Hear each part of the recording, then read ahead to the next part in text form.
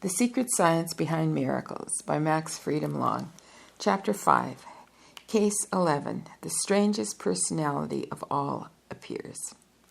One of the early members of the Society of Psychic Research, and one who has taken part in many investigations, was a resident of Honolulu when I was there.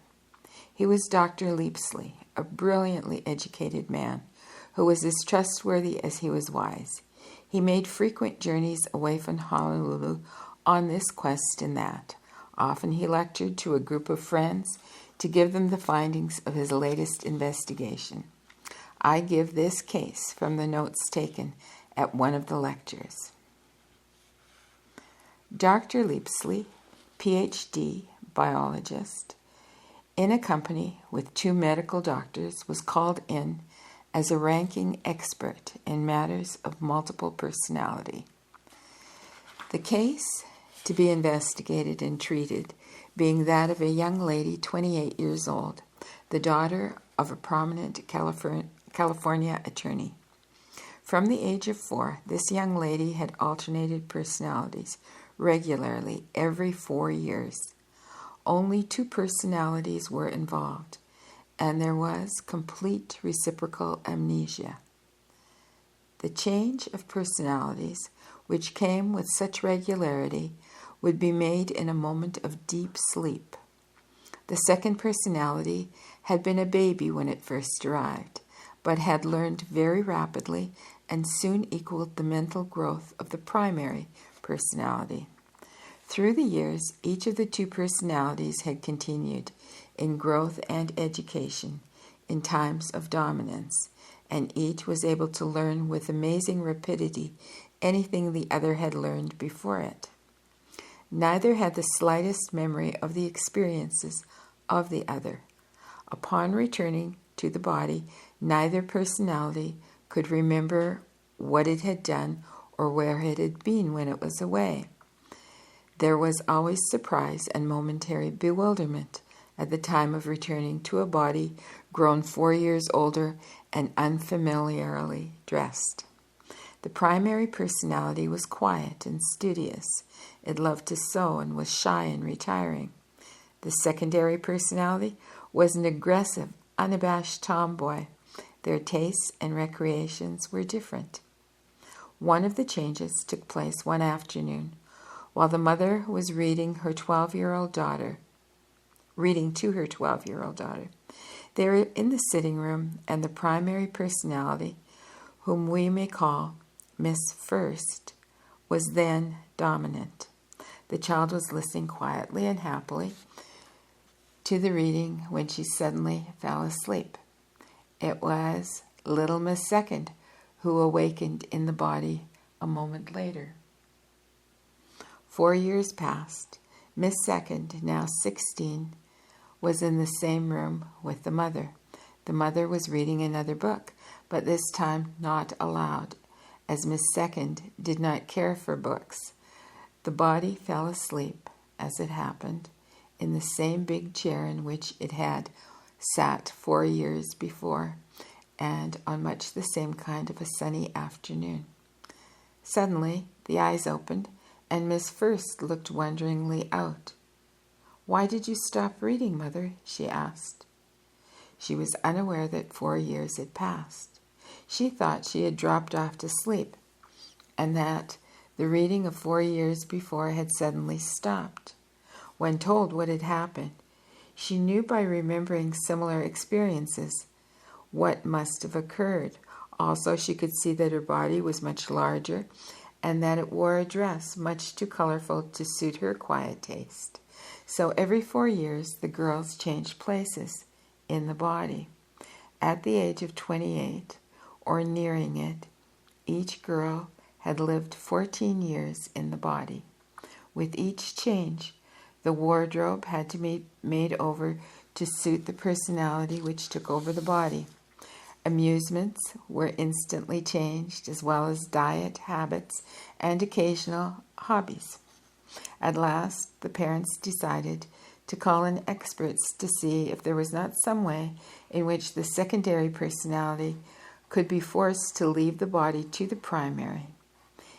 In this, the parents were much perturbed, as they had come to love both personalities as they would two different daughters, as indeed the girl seemed to have become to them. The investigators took the young lady and explained to her that they were going to hypnotize her and endeavor either to cause both personalities to blend into one, or to get Miss Second to leave the body entirely to Miss First, who now had possession, but feared the approach of the usual time for the change. Most eagerly, she submitted to the treatment. Under hypnosis, the usual thing occurred. Both personalities appeared in turn and could be questioned.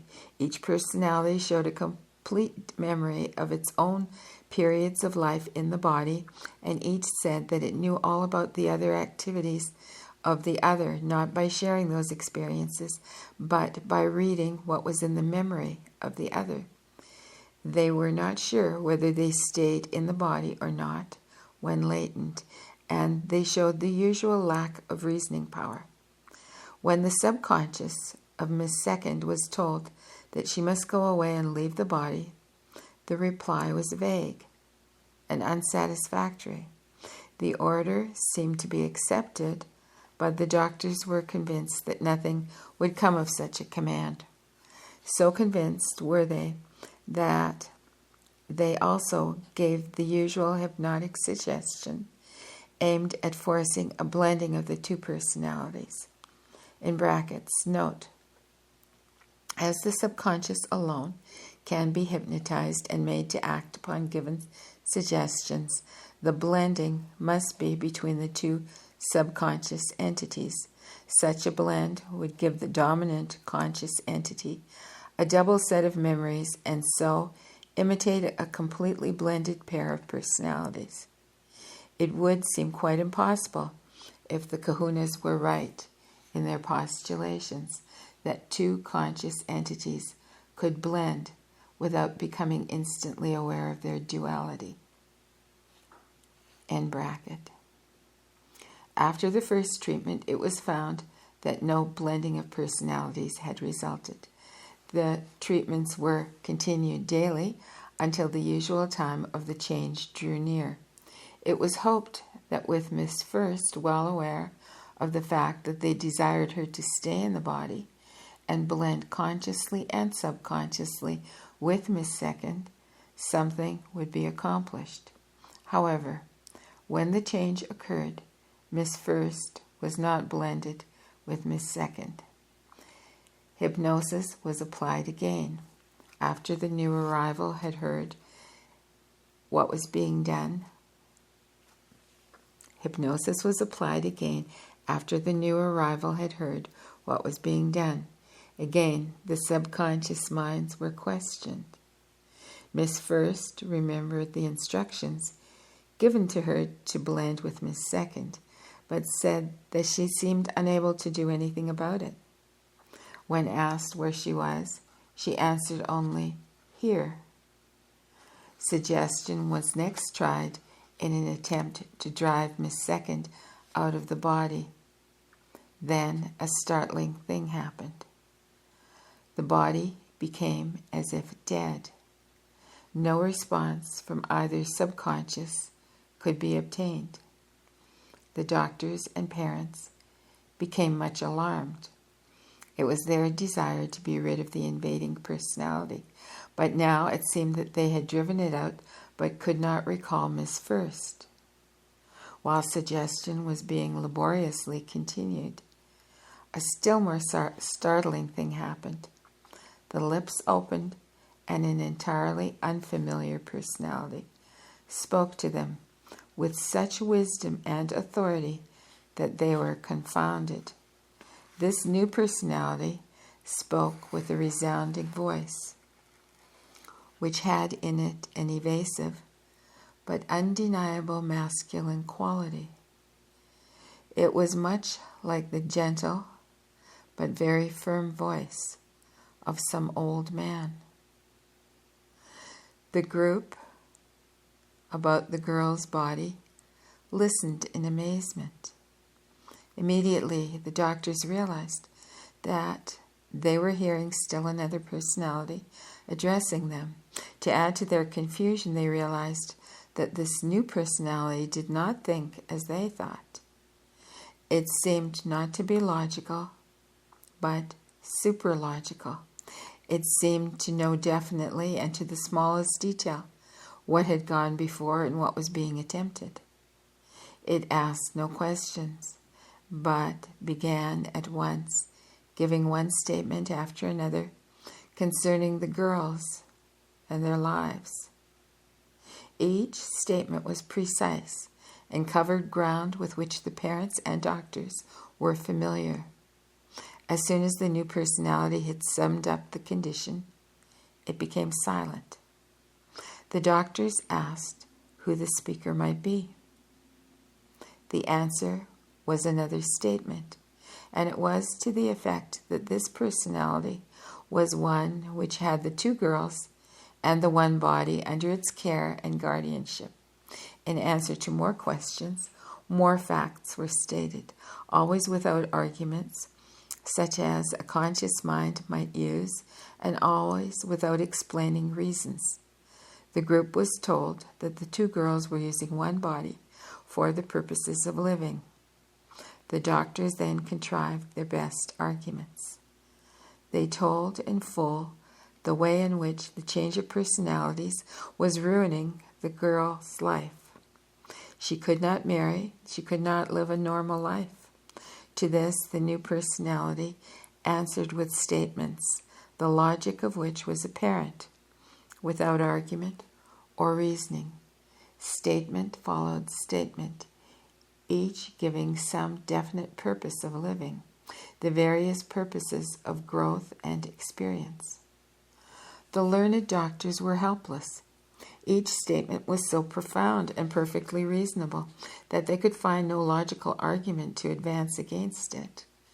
They were like children before age-old wisdom. The type of thinking with which they were confronted was not human. The doctors would have been able to produce arguments in favor of the statements which were given them seemingly as eternal verities, but they could not have given arguments against them.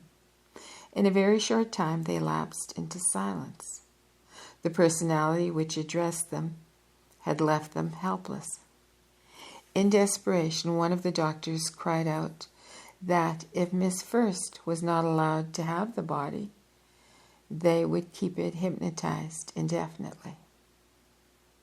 To this, the answer was another statement to the effect that no one would do anything to injure the body. Still another statement was then given, a final one which closed the interview forever. This statement was simple and to the point. If you interfere with my work, I shall withdraw the girls and leave you the corpse. There was a long silence. Not one in the group doubted for an instant that the wise old personality would fulfill its threat. There had been a conviction of truth and serene power in every word. At last, someone ventured to ask another question, but no answer came. More time passed. Suggestion was made to release the body from hypnosis. Miss Second opened her eyes and smiled. Doctors and parents gave up. They had been confronted as if by God Himself. They realized the futility of their efforts. Comment. In the old man personality, we find something quite different from either the subconscious or the conscious. The difference lies in the assumption of the duties assigned by the kahunas to the superconsciousness or parental spirit. Also, there is a decided difference in the mode of thought. The superconscious uses, according to my conclusions, a form of thinking higher than either memory or reason, Although it seems capable of remembering and reasoning, the only word in English to describe this thinking process is realization, a process of knowing things without going through the labor of remembering and applying logic to what is remembered and what is being observed. The superconscious spirit, it will be recalled, uses a superior voltage of vital force. It is evident that it also has and uses a superior form of mentation. According to the lore of the kahunas, this form of mentation makes it possible for the superconscious to see into that part of the future which has become crystallized. The best proof of the kahuna theory of the three selves and of their different forms of mentation is found in checking multiple personality cases with obsessional insanity or schizophrenia. In the first, the patient remains sane because he or she is obsessed or controlled by a normal ghostly intruder who has his own subconscious and conscious selves, and who can, therefore, both remember and use reason. Only personality, which is conscious self, may change, or only memories may change, subconscious self, or both may change, and still there is sanity because a reasoning conscious self is always in control of the body regardless of changes. In the second case, insanity results from the changes because the conscious self is displaced and a new one does not take over the body. This leaves the resident subconscious in charge, and lacking reason, it keeps the body alive, but in a condition of lack of reason or insanity. Or an invading subconscious self may obsess and take over the body after the resident two selves have been driven out. Cases of insanity are common, in which a foreign subconscious self obsesses a body. We know that it is foreign because it brings with it a foreign set of memories and convictions, even when illogical. The insane who believe themselves to be Napoleons are of this type, often not dangerous, often being able to remember from day to day, but never able to use the type of reason characteristic of the conscious self. Later, we will consider obsession in connection with the study of Huna healing methods. For the moment, the important thing is to understand that the kahunas believed that there were three separate and independent spirits.